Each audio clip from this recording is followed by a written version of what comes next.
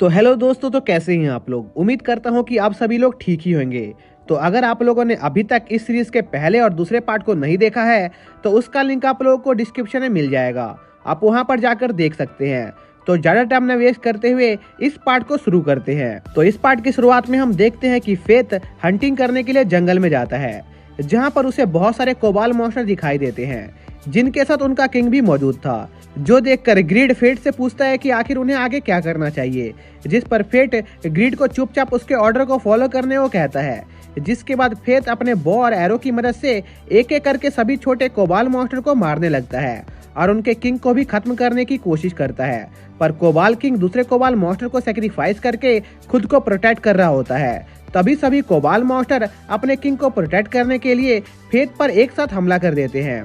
पर फेथ उन सभी कोबाल मॉन्स्टर को ठिकाने लगा देता है और अपने ग्लूटनी स्किल की मदद से उनके स्टैट्स को अब्सॉर्ब कर लेता है।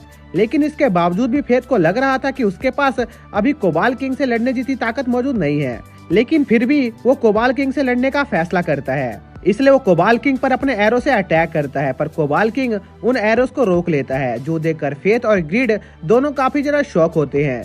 इसलिए ग्रीड फेट को उसकी स्वॉर्ड फॉर्म का यूज करके उस कोबाल किंग से क्लोज रेंज बैटल करने का आइडिया देता है, जिस पर फेट बिना कुछ सोचे समझे ग्रीड के ऑर्डर्स को फॉलो करते हुए कोबाल किंग पर क्लोज रेंज बैटल करने जाता है। पर तभी कोबाल किंग फेट पर अपने स्किल का यूज करके हमला कर देता है, जिस पर ग्रीड फेट को वार्न करने की कोशिश करता है, पर तब तक काफी देर हो जाती है और फेट उस स्किल से थोड़ा सा घायल हो जाता है। पर फेट तुरंत अपने आप को हील कर लेता है। तभी कोबाल किंग फेथ पर फिर से अपनी स्किल का यूज करके हमला करने लगता है, जिससे फेथ डॉज नहीं कर पाता और उस अटैक से बेहोश हो जाता है। जो देखकर ग्रीड फेथ को जगाने की कोशिश करने लगता है, क्योंकि कोबाल किंग उसे मारने उसके पास आ रहा था। पर फेथ ग्रीड की बातों पर कोई रिस्पॉन्स नहीं दे रहा होता है और कोबाल किंग फेथ को जान से मारने वाला होता है। पर तभी फेथ काफी तेजी के साथ कोबाल किंग पर हमला करके उसे घायल कर देता है। जो देखकर ग्रीड समझ जाता है कि फेट बेहोश होने का नाटक कर रहा था ताकि वो उस मॉन्स्टर को बेवकूफ बना सके। तभी कोबाल किंग दोबारा से फेट पर अपनी स्किल का यूज करके अटैक करने लगता है। जो देखकर फेट उस अटैक को डॉज कर लेता है, पर तभी एक कोबाल मॉन्स्टर बीच में आकर फेट पर हमला कर देता है, जिस पर फेट उस कोबाल मॉन्स्टर को जान से मार देता है। जिस पर ग्रीड फेट से कहता है कि अगर फेट अभी उसे अपने 10% स्टैट्स की पावर देगा तो वो ग्रीड की एक सीक्रेट स्किल का यूज कर सकता था, जिसकी मदद से फेट कोबाल किंग को आसानी से हरा सकता था। जो सुनकर फेट तुरंत ग्रीड की बात मान जाता है और उसकी बो से एक ब्लैक फ्लेम निकलने लगती है। जो देखकर कोबाल किंग भी फेथ को खत्म करने के लिए अपने फाइनल अटैक को चार्ज करने लगता है, जिसके बाद वो दोनों एक साथ एक दूसरे पर अपने फाइनल अटैक लॉन्च करते हैं, जहां पर फेथ का अटैक कोबाल किंग के अटैक को ओवरपावर कर देता है, जिससे कोबाल किंग की डेथ हो जाती है। पर तभी फेथ को काफी ज्यादा अजीब एहसास होने लगता है और उसके सर में काफी ज्यादा दर्द होना स्टार्ट हो जाता है। जो देखकर फेथ को लगता है कि उसकी बॉडी अभी ग्रीड के इस स्किल को यूज करने के लिए तैयार नहीं थी। पर ग्रीड फेट को बताता है कि यह सब उसकी स्किल की वजह से नहीं हो रहा था, बल्कि उसकी स्किल ग्लूटनी की वजह से हो रहा था, क्योंकि उन्होंने अभी जिस मॉन्स्टर को मारा था उसकी रैंक फेथ से काफी ज्यादा हायर थी। इसलिए उसकी ग्लूटनी स्किल को उस मॉन्स्टर के स्टैट्स को अब्सॉर्ब करने में काफी ज्यादा दिक्कत आ रही थी। और अगर इस दौरान फेथ ने अपना फोकस खो दिया तो मैडनेस की स्टेट में चला जाएगा और कभी भी वापस नॉर्मल नहीं बन पाएगा। इसलिए ग्रीड फेट को डटे रहने को कहता है। फिर हम अगले दिन का सीन देखते हैं, जहां पर रॉक्सी अपनी आर्मी के साथ कोबाल मॉन्स्टर को हंट करने आती है। पर वहां पर रॉक्सी को बस आसपास मरे हुए कोबाल मॉन्स्टर की आर्मी दिखाई देती है और एक बड़ा सा मार्क दिखता है, जो कि एक पावरफुल अटैक की वजह से क्रिएट हुआ था। जिस पर रॉक्सी अपने मिशन से वापस लौटने के बाद अपनी मदर को उस दौरान हुई घटनाओं के बारे में बताती है और उनसे पूछती है कि क्या वो ऐसे किसी पावरफुल वॉरियर्स को जानती है जो उस हमले के पीछे हो सकता था। पर फेट और रॉक्सी की मॉम को इस बारे में कोई आइडिया नहीं होता है, जिस पर रॉक्सी को लगता है कि शायद से ये काम जरूर उस एक्स वाली लड़की ने किया होगा, जिसे फेथ कुछ समय पहले बात कर रहा था। और यह देखकर फेथ काफी ज्यादा खुश होता है, क्योंकि रॉक्सी इस काम के लिए उस पर शक नहीं कर रही थी। और डिनर करने के बाद रॉक्सी की मॉम फेथ को उनसे मिलने के लिए बुलाती है और फेथ को हर मोड़ पर रॉक्सी का साथ देने के लिए फेथ को शुक्रिया करती है और फेथ को हमेशा रॉक्सी का साथ देने को कहती है, क्योंकि रॉक्सी की मॉम को फेथ के अंदर उसके हस्बैंड की छवि दिखाई दे रही थी।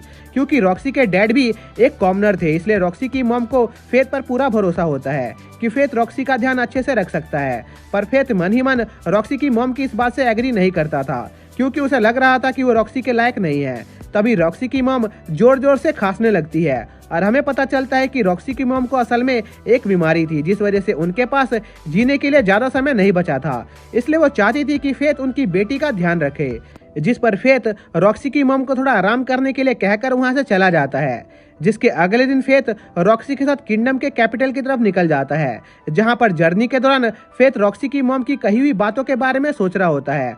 और फेथ का अभी यह मानना था कि वो रॉक्सी जैसी लड़की के लायक नहीं है, क्योंकि उसने रॉक्सी से अपनी ग्लूटनी स्किल के बारे में छिपा कर रखा था, जो कि ओरिजिनल सिंस में से एक स्किल थी, जिन्हें फॉरबिडन स्किल के नाम से भी जाना जाता था। उसी रात फेथ वापस से गॉब्लिन हंटिंग के लिए निकल जाता है, जहां पर फेथ अपने हंगर स्टेट में होता है। पर 500 गॉब्लिन हंट करने के बाद भी फेथ की भूख शांत नहीं हो रही थी, जो देखकर ग्रिड फेथ को बताता है फेथ की ग्लूटनी स्किल काफी ज्यादा तेजी से इवॉल्व हो रही है। इसलिए फेथ को अपनी भूख शांत करने के लिए ज्यादा शक्तिशाली मॉन्स्टर्स को हंट करने की जरूरत थी, लेकिन उस एरिया में और ज्यादा पावरफुल मॉन्स्टर मौजूद नहीं थे। इसलिए फेथ उस रात वापस अपने घर पर लौट आता है। फिर हम अगले दिन फेथ को एक बार में देखते हैं, जहां पर उसने अपनी एक आंख पर एक पट्टी लगा रखी थी, क्योंकि उसका हंगर मोड अभी भी पूरी तरह से डीएक्टिवेट नहीं हुआ था।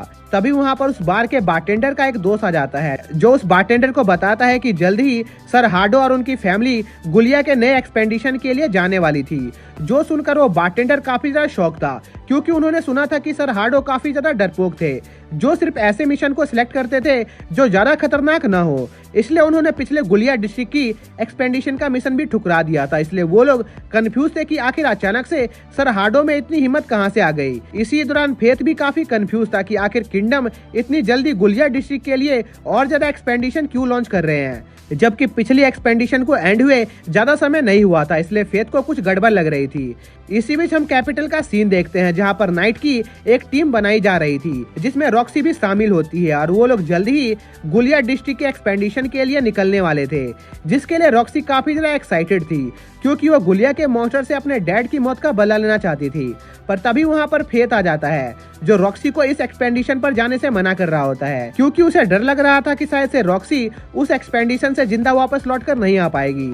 पर रॉक्सी इस एक्सपेंडिशन पर जाने के लिए अपना मन बना चुकी थी, इसलिए वो फेथ की बात नहीं सुनती है। इसी बीच हम वेलरिक फैमिली के 3 मेंबर को देखते हैं, जो आपस में गुलिया डिस्ट्रिक्ट के एक्सपेंडिशन को लेकर बात कर रहे होते हैं, जहां पर हमें पता चलता है कि फेथ का शक बिल्कुल सही था, क्योंकि वेलरिक फैमिली इस एक्सपेंडिशन को यूज करके रॉक्सी को अपने रास्ते से हटवाना चाहते थे, ताकि वो हार्ट फैमिली की पूरी ब्लड लाइन को ही जड़ से मिटा सके, जिसके बाद उन्हें इस किंगडम में राइवल करने वाली कोई फैमिली नहीं बचने वाली थी। जिसके बाद हम फेथ का सीन देखते हैं, जो समझ जाता है कि रॉक्सी उसकी बात नहीं मानने वाली है, इसलिए वो खुद रॉक्सी के ऑर्डर को डिसोबे करके उसकी प्रोटेक्शन करने का फैसला करता है और सर हार्डो से मिलने जाता है, जहां पर सर हार्डो अपने आदमियों से फेथ को जान से मारने का ऑर्डर देते हैं, जिस पर हार्डो के आदमी फेथ पर एक साथ हमला करना शुरू कर देते हैं। पर फेथ देखता है कि उन लोगों की स्पीड काफी ज्यादा स्लो होती है, जिस पर ग्रिड फेथ को बताता है कि ऐसा इसलिए था क्योंकि फेथ के स्टैट्स उन लोगों से काफी ज्यादा हाई थे। इसके बाद फेथ एक एक करके हार्डो के सभी आदमियों को हराने लगता है, जो देखकर हार्डो की हालत खराब होने लगती है और वो अपने दूसरे आदमियों को फेथ पर हमला करके उसे जान से मारने का ऑर्डर देता है। पर हार्डो के आदमी भी फेथ की पावर को देखकर काफी ज्यादा डर गए होते हैं और हार्डो के आदमी हार्डो को वहां पर अकेला छोड़कर वहां से भाग जाते हैं, जिस पर हार्डो खुद को प्रोटेक्ट करने के लिए अपनी स्वॉर्ड बाहर निकाल लेता है। तभी फेथ अपना मास्क अपने चेहरे पर से हटा देता है, जहां पर हार्डो फेथ को देखते ही पहचान लेता है और उसे पूछता है कि आखिर उसके जैसा एक कॉमनर इतना ज्यादा शक्तिशाली कैसे बन गया। पर फेथ हार्डो की बातों का कोई जवाब नहीं देता है और हार्डो को उस पर उसके हॉली मैजिक से अटैक करने को कहता है, जो सुनकर हार्डो थोड़ा घबराने लगता है। तभी फेथ अपने स्किल का यूज करके हार्डो के स्टैट्स विंडो चेक करता है, जहां पर फेथ को हार्डो की हॉली स्वॉर्ड स्किल काफी ज्यादा इंटरेस्टिंग लगती है और फेथ ग्रिड से पूछता है कि क्या वो हार्डो की हॉली स्वॉर्ड स्किल को काउंटर कर सकता है या नहीं, जिस पर ग्रिड फेथ से कहता है कि जब तक उनका सामना ओरिजिनल हॉली स्वॉर्ड से ना हो जाए उन्हें किसी भी चीज से डरने की जरूरत नहीं है। जो सुनकर फेथ हार्डो को उसकी स्वॉर्ड से उस पर हमला करने के लिए मना करता है, क्योंकि इसका कोई फायदा नहीं था। पर इसके बावजूद भी हार्डो अपने हॉली स्वॉर्ड स्किल का यूज करके फेथ पर हमला करता है और उसे लगता है कि उसने फेथ को मार दिया। पर तभी वो देखता है कि फेथ काफी तेजी के साथ हार्डो के पीछे पहुंच गया था, क्योंकि हार्डो का अटैक काफी ज्यादा स्लो था। जिस पर हाडो फेथ पर काउंटर अटैक करने की कोशिश करता है, पर फेथ हाडो की स्वॉर्ड के 2 टुकड़े कर देता है, जो देखकर हाडो काफी ज्यादा डर जाता है और वहां से भागने की कोशिश करता है। पर फेथ हाडो से कहता है कि अगर उसने भागने की कोशिश की तो वो उसे जान से मार देगा, जिस पर हाडो डर के मारे वहीं पर बैठ जाता है। जिसके बाद फेथ उसे बुरी तरह उठाकर पीटना स्टार्ट कर देता है, जिस पर हाडो फेथ से अपने जान की भीख मांगने लगता है। जो सुनकर फेथ हाडो से पूछता है कि अगर फेथ उसकी जगह होता तो हाडो उसके साथ क्या करता, पर इससे पहले कि हाडो फेथ की बातों का कोई जवाब दे पाता, फेथ हाडो को आसमान में फेंक देता है और उस पर अपने ब्लैक एरो से कई सारे अटैक करता है, जिससे हाडो के सारे हाथ पैर कट जाते हैं। लेकिन इसके बावजूद भी हाडो फेथ से अपनी जान की भीख मांग रहा होता है और फेथ को ऑफर करता है कि अगर फेथ ने उसे जिंदा छोड़ दिया तो रॉक्सी को एक्सपेडिशन पर जाने से मना कर देंगे। पर फेथ के ऊपर उसकी भूख काफी ज्यादा हावी हो रही थी, इसलिए वो हाडो को जान से मार देता है और उसके स्टैट्स को अब्सॉर्ब कर लेता है, जिसके साथ ही फेथ के पास हाडो की होली स्वॉर्ड की स्किल भी आ जाती है। तभी ग्रीड फेथ को बताता है कि अब फेथ के स्टैट्स उसके सेकंड फेज को एक्टिवेट करने के लिए काफी हो गए हैं, जिस पर फेथ ग्रिड के फेज 2 को एक्टिवेट करता है, जिससे उसकी स्वॉर्ड एक साइथ में बदल जाती है, जिसके अंदर डायमेंशन तक को काटने की एबिलिटी मौजूद थी। जिसके साथ ही यह पार्ट यहीं पर खत्म हो जाता है।